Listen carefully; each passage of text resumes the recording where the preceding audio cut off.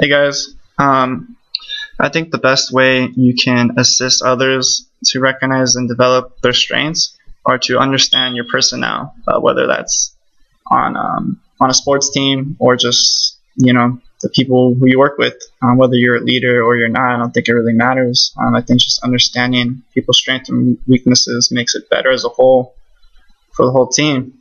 And this relates to one of the most influential quotes from the video that I saw was how good from John Maxwell was how good leaders help others find their strengths and empower them. And it's good to just find out what each individual can bring to the table, whether it's on a team. And for me personally, I've been managing soccer teams for a long time now, ever since I don't know, I was like 19, 20. I've been just, if it's not managing a team, it's managing pickup play, where you just come and play for fun with people you know, or their friends or new people. But I was always the organizer. I feel like that was one of my strengths, bringing everybody together, communicating. And over the years, I've been able to recognize people's strengths in play, in the game. And I do that through observation. And the way to make somebody's strength better and develop their strength is to recognize it, tell them what that is, and put them in positions and tell them choose what to do to enhance them at the right time.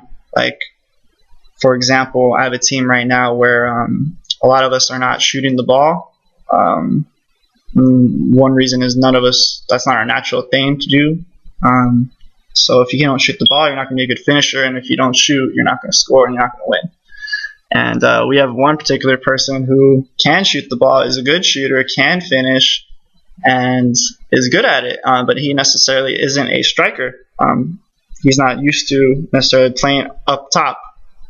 So I was able to recognize, as the leader of the team, who put it together, to play this person up top and tell him that you're really good at shooting. You can finish the ball, you can shoot the ball accurately. When the time comes, you can put it in the back of the net. And that's what I tell him. That's what our team needs. None of us can shoot. Not only none of us can shoot, none of us does shoot the ball. So whenever you are up there and you think you have a chance, I want you to shoot. I don't care if you miss. I don't care if it's a horrible shot. I want you to shoot, because just because you made that shot, you're doing more than the rest of us would up there. I think so. And not only can he shoot, he can hold up the ball. And when somebody can hold up the ball up top on the field, that provides time for other people in the team to push up and get into the game, because he can distribute it to them. And another thing that I think is important with recognizing strengths and developing strengths is to recognize weaknesses. If you can recognize weaknesses in a team, you can make and enhance and fix that problem or whatever. You can make the team better. One particular example is how when you organize like pickup games and stuff, is reliability in people. People say they're going to come and then they don't come, or they don't come on time, even for a team. That's a weakness, because if somebody's not there, you don't have enough people, that's going to hurt the team. So you need to be able to recognize weaknesses like that and come up with a backup plan. Like, have somebody else that you want to come because you think he might not show up and he might not be as good, but just because he's there, it's better than having nobody at all. And then another good quote from the video that I thought really stood out to me was, actually 2 out of 10 of us actually get to play to our strengths at work. I thought that was really crazy quote, and I've been thinking about it now, and it's true, because if you think about it, let's say you have somebody who's really good at art. Most people who are good at art, or that person particularly probably isn't doing art in his job.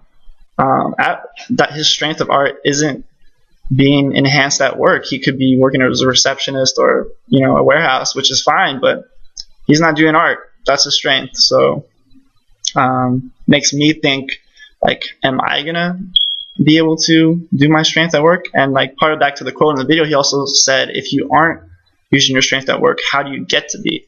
So it makes me really think, like, how do I get to use my strengths with organizing and communicating at work? And also, I'm also good with technology, so I'm trying to figure out how do I use that at work.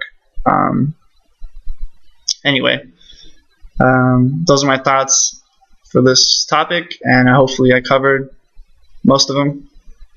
All right.